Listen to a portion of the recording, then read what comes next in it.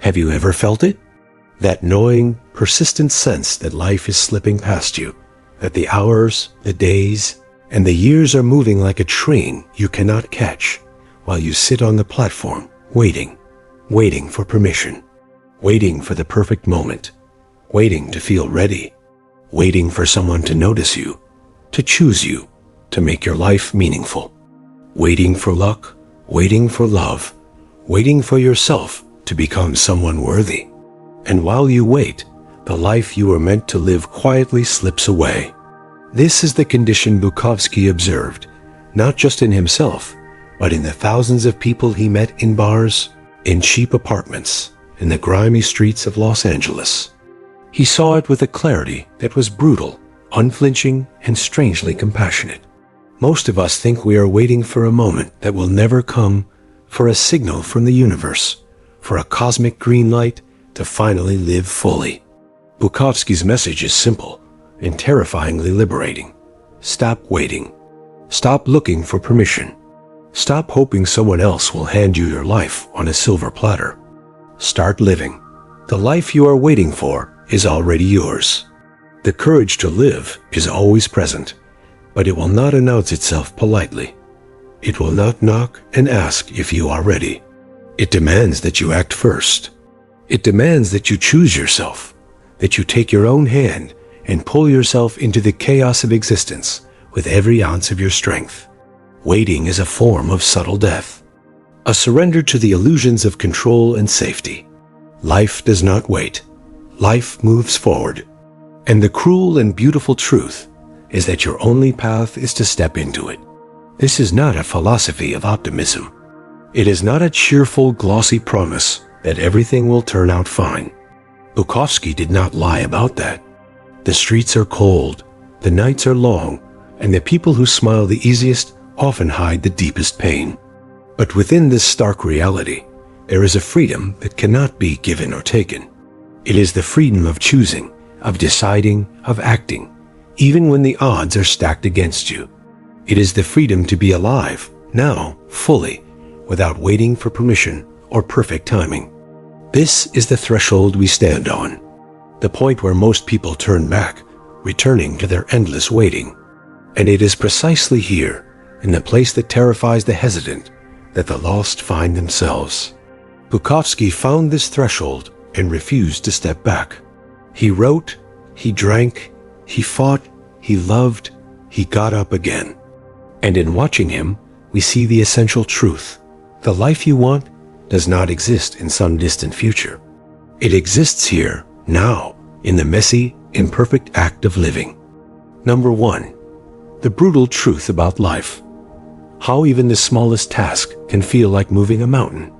Most people are living in a quiet surrender, a soft compromise with mediocrity, because they have been taught that survival itself is a success.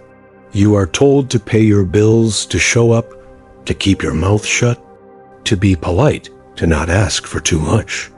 And if you rebel, if you try to live outside these invisible, oppressive rules, you are branded as difficult, lazy, or ungrateful. Bukowski saw this clearly. He walked among people who were already dead inside, zombies in suits, clerks and secretaries, and taxi drivers who had been taught to accept smallness as virtue. He saw the shame of ordinary life, the way people talked about their responsibilities, as if they were badges of honor, when really they were chains. The brutal truth is that life is indifferent. The streets, the government, your boss, the neighbors, the weather, even love, none of it cares if you succeed or fail. And the first step toward freedom is to see that clearly. This recognition is terrifying. To know that life is indifferent is to know that no one will save you. No one owes you meaning or opportunity. No one is going to make your dreams come true. The brutal, liberating truth is that if you want your life to matter, you must make it matter yourself. There is no script, no director, no guarantee. There is only you, your choices, and your willingness to act despite fear, despite exhaustion, despite the constant whisper of doubt that tells you to quit, that tells you that it is too late, that you are too small. Bukowski's message is often misunderstood as nihilism. It is not. It is a call to honesty, to clarity. Life is not a storybook. Life does not unfold according to fairness or justice. And the sooner you accept this, the sooner you can stop wasting time on illusions and start living with the raw, unfiltered immediacy of reality. He saw beauty in the struggle, not in comfort. He wrote because he had to, not because it was safe. He loved because he had to, not because it was convenient. He lived because he had to, not because anyone had promised him reward. To live fully, Bukowski insisted, you must confront your own weakness and your own fear. You must face the truth that most of your life has been spent waiting for a signal that will never come, for permission that was never yours to receive. The moment to act is always now. The clarity of this truth can crush you, or it can awaken you. The difference is in whether you allow yourself to hide behind excuses, behind routine, behind the comforting illusion of safety, or whether you decide to step forward anyway. This is why Bukowski resonates with the lost. He does not give easy answers. He does not promise wealth, fame, or love. He gives you the truth, unvarnished, unflinching. The truth that if you do not choose yourself, if you do not take the chaotic and dangerous step into your own existence, your life will be spent in quiet despair, your potential wasted, your dreams unfulfilled, and the weight of regret growing heavier with every passing year. The brutal truth about life is that it does not care. But within that truth lies a freedom that cannot be given to you, cannot be stolen from you, cannot be legislated or sold. It is yours. To live with it, to act with it, to embrace it, that is the work Bukowski calls upon us to do. And the people who take this call seriously are the ones who break free from the quiet desperation that surrounds them. They are the ones who write their own story, even if it is messy, ugly, painful, and fleeting. They are the ones who start living, and in that act, they are never lost again. Number 2. Why ordinary life feels like a trap. Have you ever felt the walls closing in, even when you are sitting in your own home, in the life you supposedly chose? There is a quiet, suffocating weight to ordinary life, a gravity that pulls you down, an invisible cage made not of iron, but of routine, expectation, and invisible judgment. You wake up every morning and perform the motions coffee, commute, work, bills, television, and the days blend together until you cannot remember the last time you truly felt alive. Bukowski observed this in vivid detail. He walked through the streets and saw people living in self-imposed prisons, believing that their discomfort, their exhaustion, their smallness was inevitable. They told themselves stories. I am responsible. I must provide. This is life. And all the while, the life they were meant to live, the life that might have ignited a spark in their soul, remained untouched, unexamined, and slowly decayed. The trap is subtle. It is the slow erosion of choice, the quiet tyranny of expectation, the invisible hand that tells you which dreams are acceptable, which desires are reasonable, which ambitions are foolish. You do not notice it at first. You accept it, because to resist seems reckless, dangerous, ungrateful. And over time, the trap solidifies until you feel as though there is no escape, that the boundaries of your cage are the limits of your own existence. Bukowski's wisdom is dark, but it is also liberating. He recognized the mechanisms of this trap, not to condemn you, but to illuminate your path out of it. The trap is not a punishment. It is a challenge, a mirror, a test of whether you will remain a passive participant in your own life, or whether you will take the frightening, exhilarating step of choosing yourself. Ordinary life feels like a trap because it is easy. It is safe. But easy is not the same as living. Safe is not the same as freedom. The cage is comfortable, but it is also dead. To break free, Bukowski insisted, you must embrace your own dissatisfaction. You must look directly at the dullness, the monotony, the endless repetition of ordinary existence, and say, "This is not enough." You must act without guarantee, without safety, without permission. You must step into the chaos, into the streets, into the bars, into the pages, into the people, into the city, into the night, and confront the living, breathing world with your whole, flawed, unarmed self. That is how the trap is broken.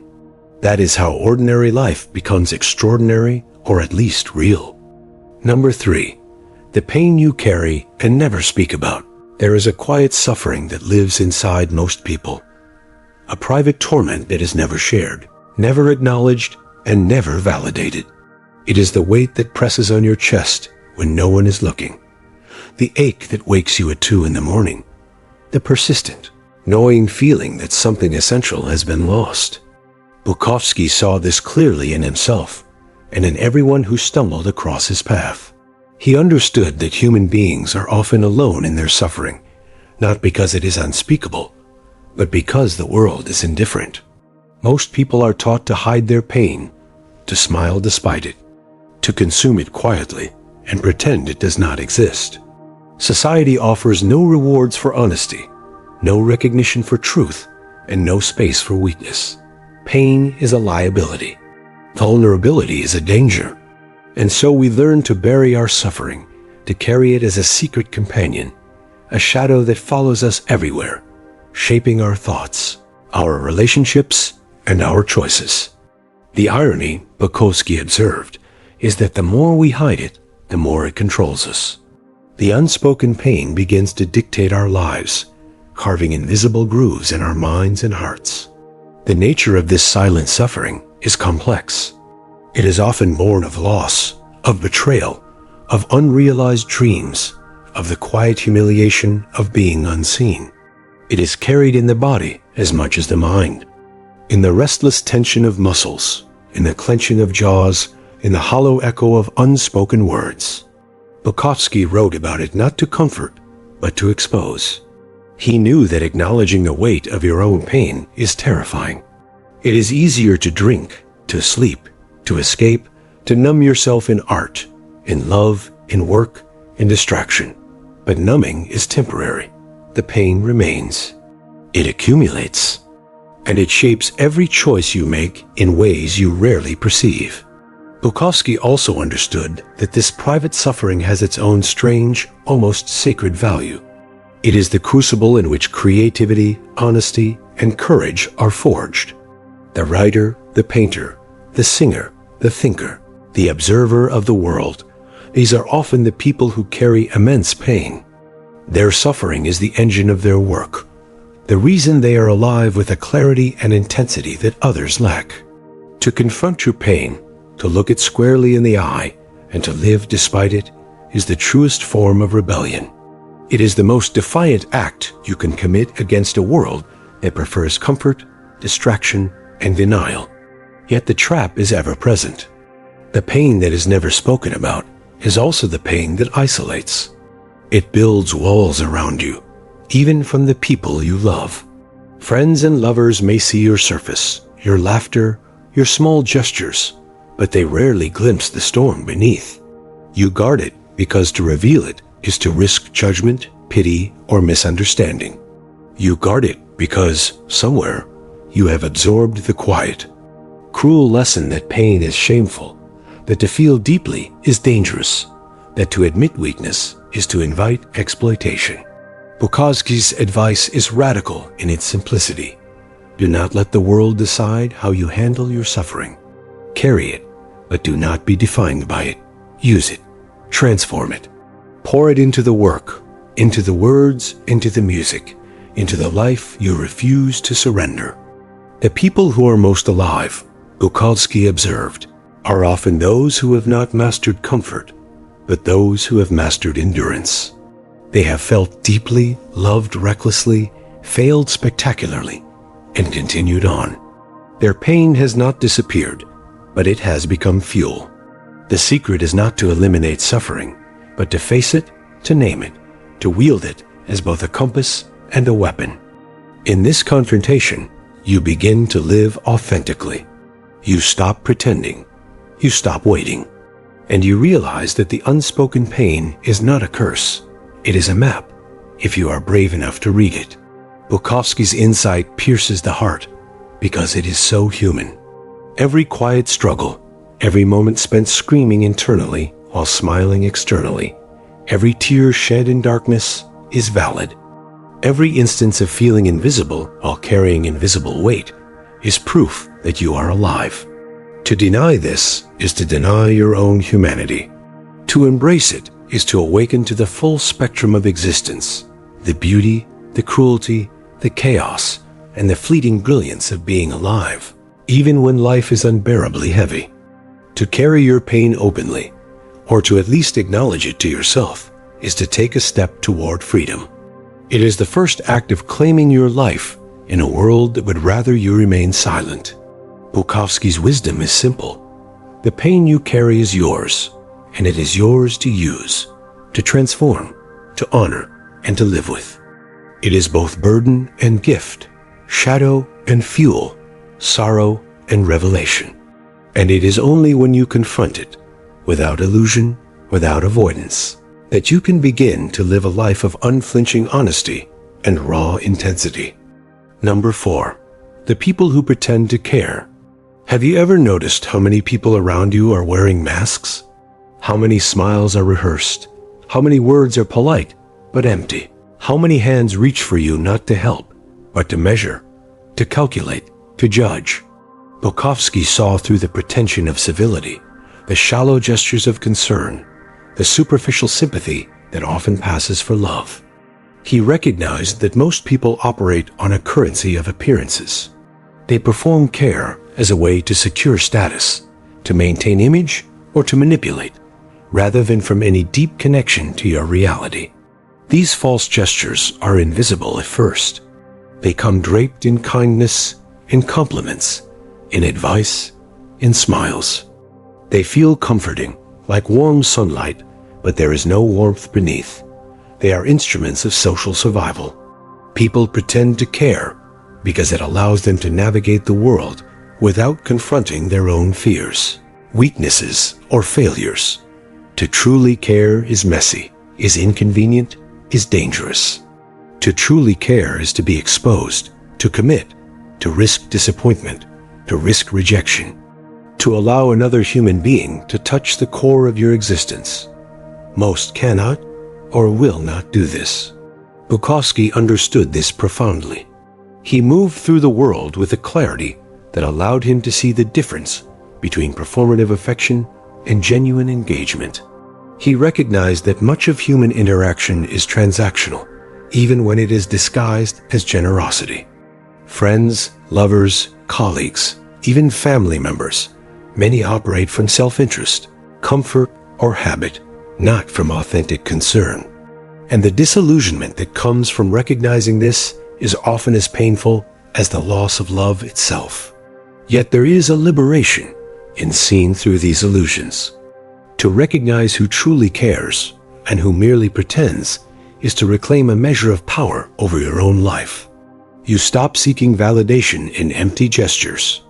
You stop giving your heart to those unwilling or incapable of holding it. You learn to differentiate between the warmth that nurtures and the cold that merely reflects your own hopes back at you. Bukowski's world is harsh, but it is clear. Clarity saves you from wasting your life on shadows, on illusions, on people who are only ever performative actors in the theater of your expectations. This recognition does not make life easier, but it makes life honest. It forces you to confront the reality of human imperfection and self-interest. And in doing so, it sharpens your senses, strengthens your resolve, and deepens your appreciation for those rare moments when care is real, when it is uncalculated, when it is unconditional. It also teaches an important lesson. To be truly alive, you must learn to care for yourself first. The person who depends on others' performance of concern is forever at the mercy of their inconsistencies. To survive, to thrive, to exist authentically, you must cultivate your own capacity for compassion, loyalty, and attention. Bukowski's wisdom in this regard is both warning and guide.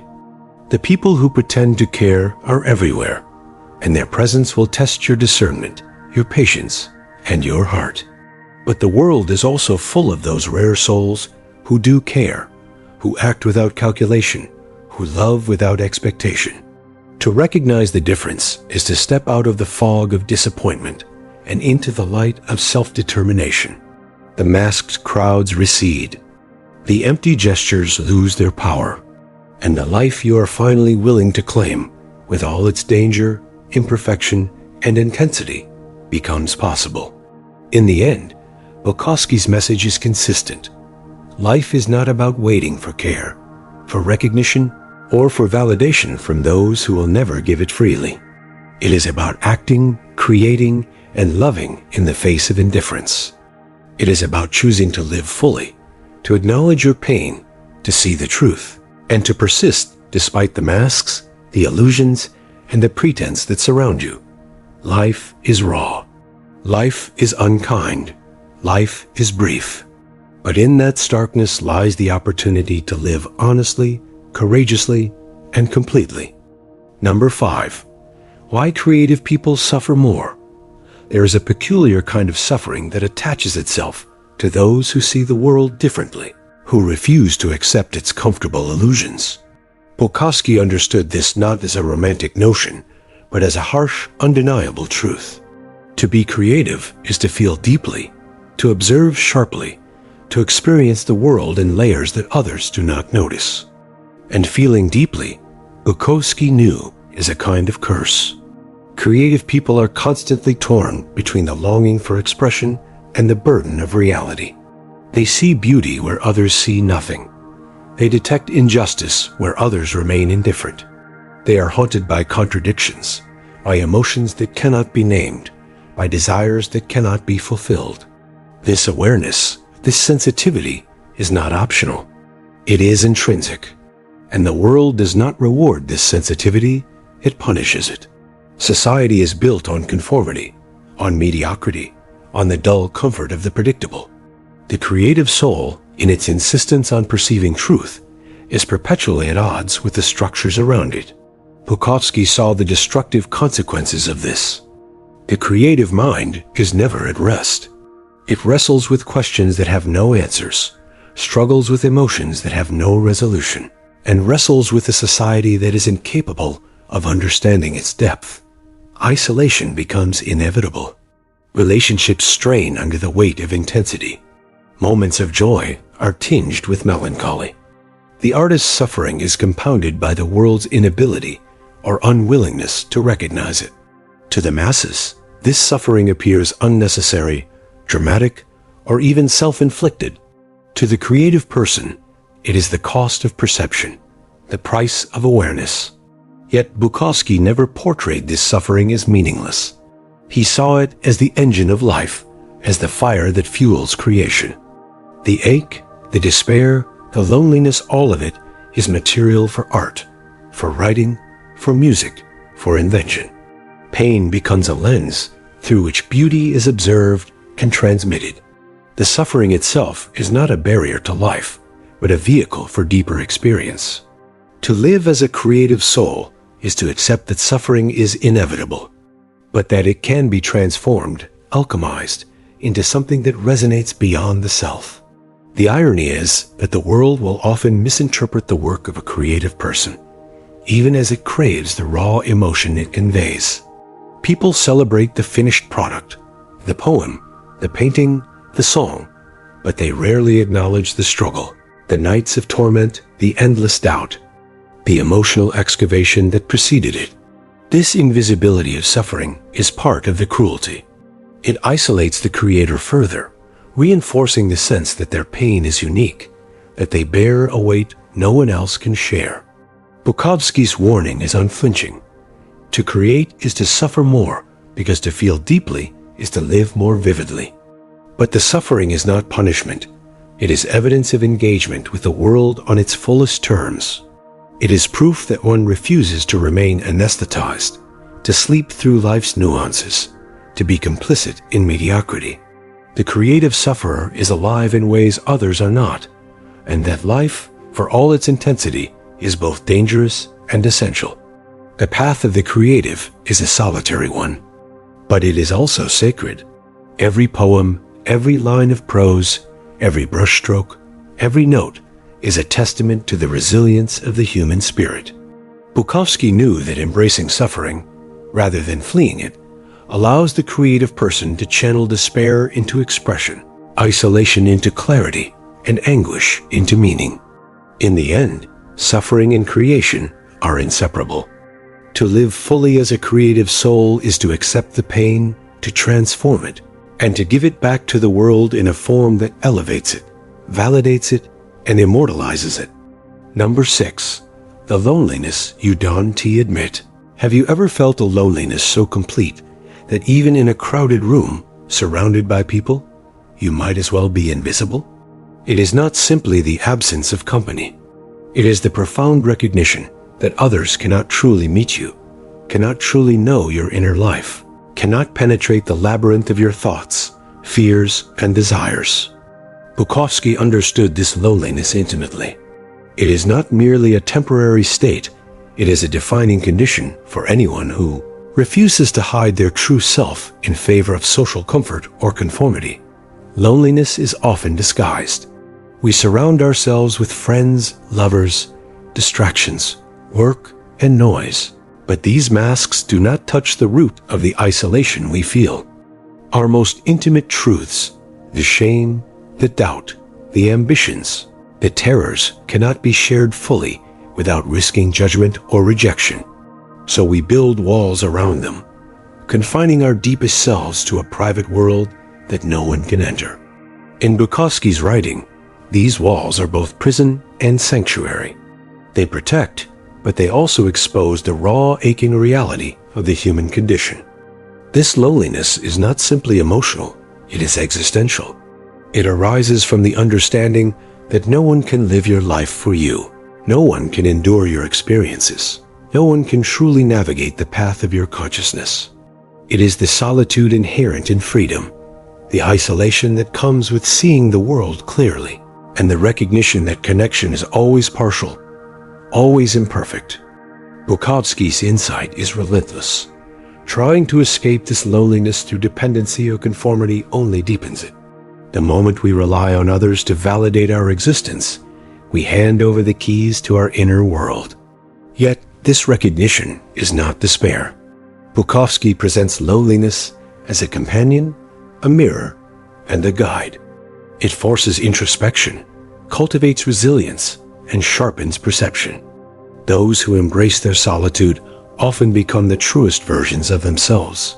They are capable of deeper love, greater creativity, and more authentic living precisely because they have faced the profound emptiness at their core. Loneliness becomes a teacher, revealing the boundaries between self and other, illusion and reality, need and desire. The people who never admit their loneliness, who mask it with humor, bravado, or social noise, are often the ones most in need of its lessons. Bukowski recognized the courage it takes to sit with your own solitude without fleeing, to face the silence, the emptiness, and the fear it contains. Those who hide from it trade authenticity for comfort, depth for distraction, intensity for safety.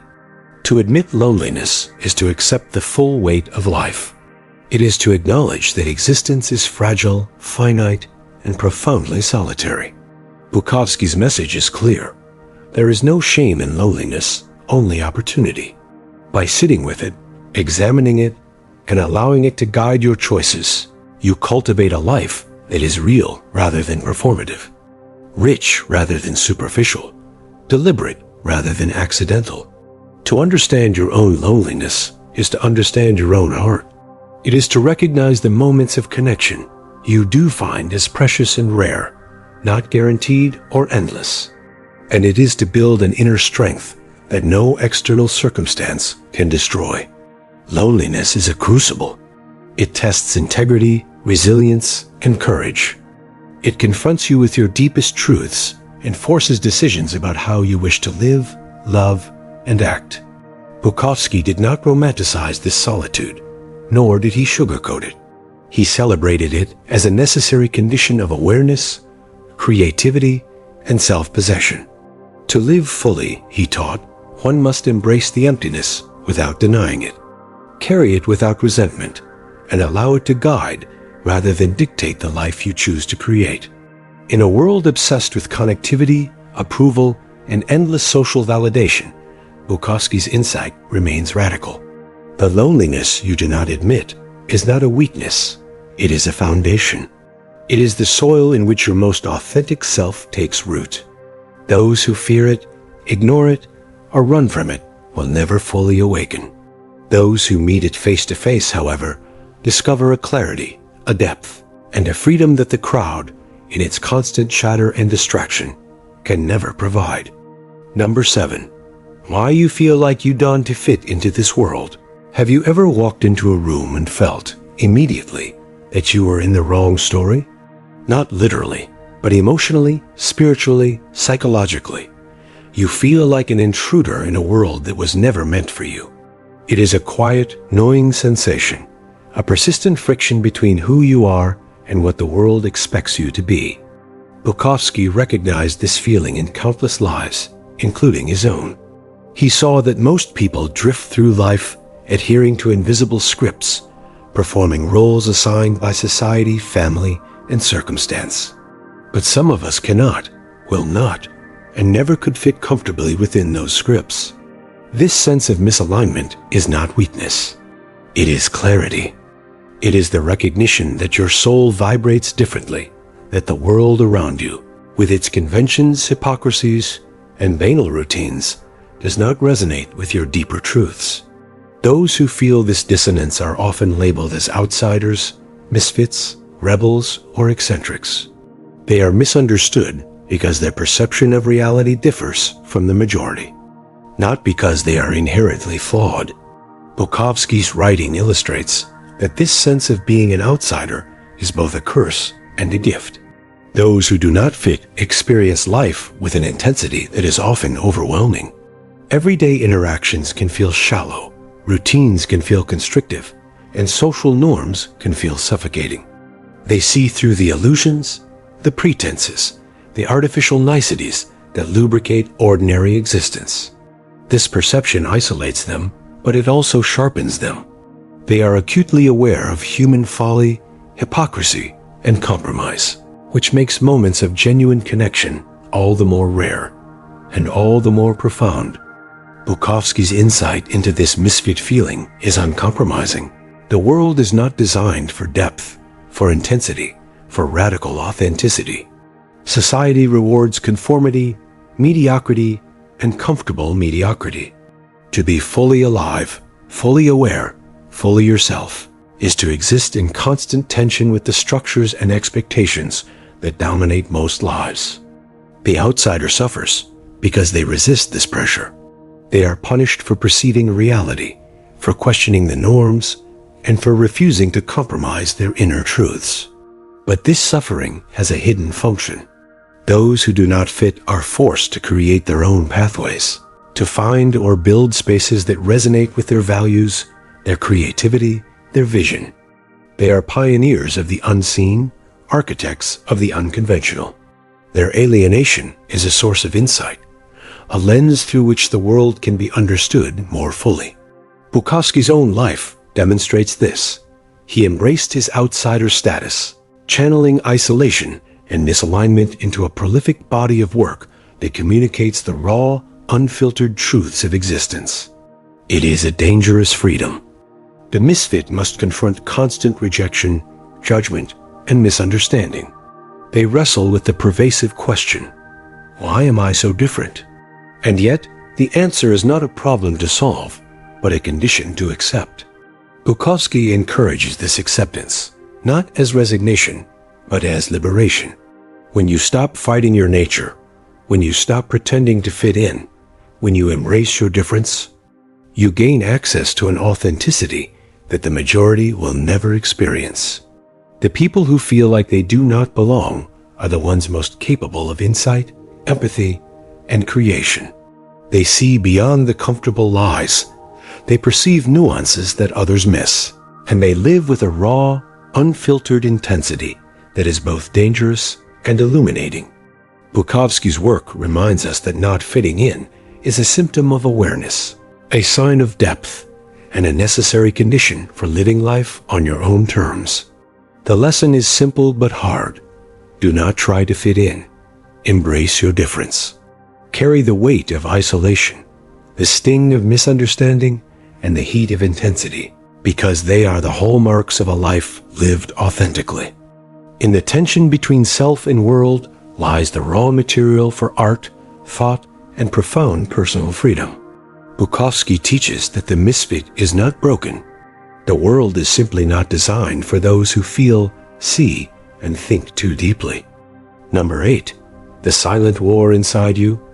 There is a war inside you. It is not a war you declare, and it is not a war anyone else can see. It is fought in quiet moments, in private thoughts, in sleepless nights. Bukowski knew this war intimately. It is the battle between desire and restraint, between authenticity and conformity, between the self you want to be and the self you are told to become. This war does not end, and it does not pause. It is a constant, subtle, and often invisible force shaping your life. Most people are unaware of this war because they have learned to suppress it. They drown it in work, distractions, addictions, and routines. They tell themselves that life is simple, that compliance is safe, that surrender is inevitable. But Bukowski recognized that surrender is a lie, a slow death of the spirit. Those who refuse to fight, even in small ways, die inwardly long before their bodies do. The silent war is a measure of survival.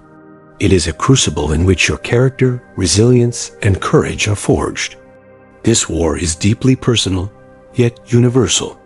It manifests as self-doubt, anger, desire, regret, longing, and fear. It is fought in every choice you make, in every compromise you consider, and in every instinct you resist. It is silent because it is unseen, unacknowledged, and often misunderstood. No one can fight it for you. No one can wage it in your place. It is yours entirely, a solitary test of endurance and authenticity. Bukowski understood that acknowledging the war is the first step toward survival. Most people live as if life were a series of external battles against bosses, governments, societal expectations, or other people. But the truest and most consequential conflicts are internal. They are invisible because they are fought in the mind, in the heart, and in the soul. Ignoring them does not make them disappear. It allows them to grow, to metastasize, to silently undermine every aspect of life. The silent war is a teacher, a brutal and uncompromising one.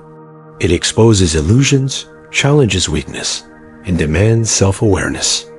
It forces you to confront uncomfortable truths about desire, fear, morality, and ambition. It strips away pretenses, showing you who you are without the filters of social expectation or comforting lies. Bukowski's philosophy is that survival is not about comfort. It is about engagement. It is about staring into the abyss of your own contradictions and choosing, every day, to act in alignment with the self that is real, not the self that is convenient. Those who embrace the war find an unexpected liberation. They discover a kind of power that is invisible to the world, a power that comes from knowing oneself deeply, from resisting the seductions of ease, from standing in the face of internal chaos and choosing clarity, courage, and action. Bukowski teaches that the war is not a curse to escape, but a furnace in which your vitality is tested and refined. The people who ignore this battle may appear outwardly successful, content, or serene. But Bukowski knew that the absence of visible struggle does not indicate strength. It indicates sedation. Life's quiet intensity, its unrelenting challenges, demand confrontation. To deny the war is to deny life itself. To embrace it, however, is to enter into an intimate and authentic existence where every victory, every insight, every act of courage is genuinely earned. Survival, according to Bukowski, is not heroic in the traditional sense.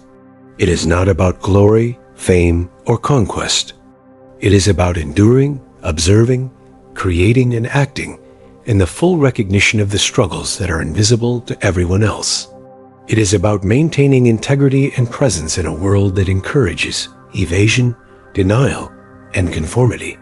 The silent war is the measure of a life fully lived, and those who fight it every day in their own hidden way are the truest survivors. Number 10. The bluebird we hide in our hearts. There is a bluebird in your chest. Bukowski often spoke of it, not as a literal bird, but as a fragile, trembling symbol of vulnerability, tenderness, and hidden hope.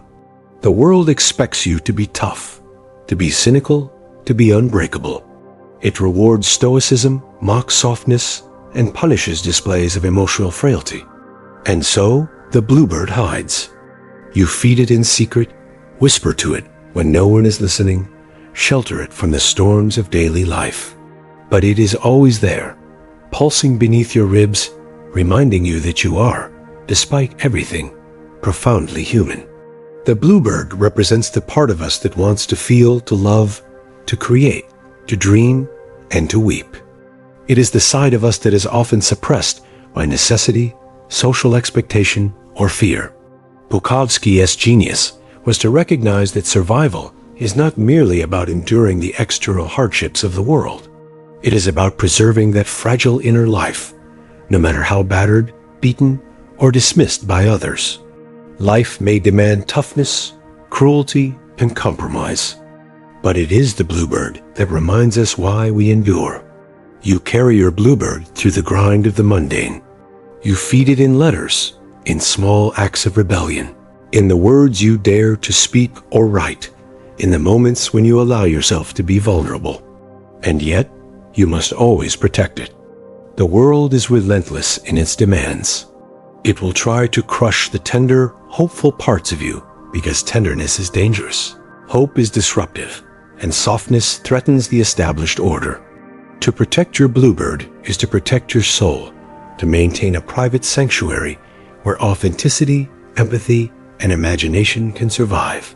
Bukowski's message is brutally honest. Everyone has a bluebird, but not everyone acknowledges it. Many people spend their lives chasing success, recognition, and validation, believing these things will fill the emptiness inside. They try to smother the bluebird, to silence it, to ignore its delicate song. But the bluebird does not die, it waits. It waits for the moments when you are brave enough to feel, to embrace your fears, to confront your pain, to create, to cry, to hope. The bluebird is also a source of intimacy.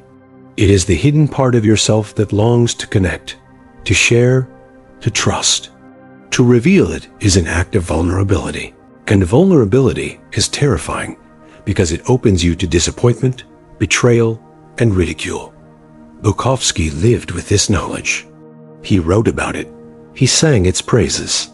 He bared his own bluebird in his poetry and prose, teaching us that the most powerful strength is not hardness or cynicism. It is the courage to remain tender in a world that demands steel. To honor your bluebird is to honor your humanity. It is to acknowledge the contradictions, the fragility, and the emotional depth that make life worth living.